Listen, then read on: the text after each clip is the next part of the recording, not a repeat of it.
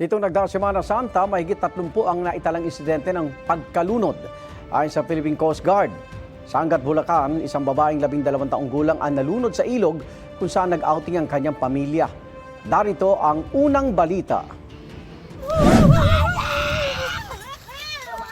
Hindi matigil sa pag-iyak ang isang ina matapos malunod ang kanyang anak na babaeng 12 anyos sa Angat River sa Bulacan. Ayon sa investigasyon, pumunta roon ang magkakaanak para mag-outing nitong Sabado de Gloria. Bandang 1:00 ng hapon napadpad daw ang batang babae sa malalim na bahagi ng ilog kasama ang kanyang pinsan. Ang bilis po ng pangyayari, tapos nagsigawan na lang po, may pumuntang bata na nalulunod na daw po yung anak ko. Pagpuntahan po doon ng mga kasama kong mga lalaki, hindi na po nila nakita.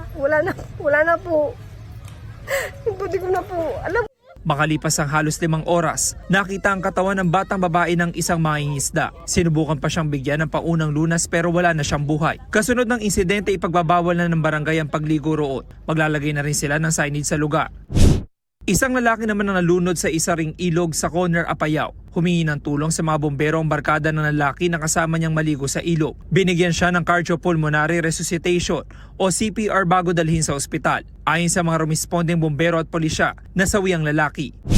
Pahirapan naman ang pag-rescue sa isang lalaking nahulog sa isang talon sa Amlan, Negros Oriental. Ayon sa Local Disaster Risk Reduction and Management Office, inabot ng 12 oras ang pag-rescue sa 54 na taong gulang na lalaki. Madilim daw kasi sa ilalim ng talon at makipot ang daanan. Nagtamo ang lalaki ng pinsala sa kanyang likod dahil sa pagbagsak sa mabatong bahagi ng talon. Isinugod siya sa ospital.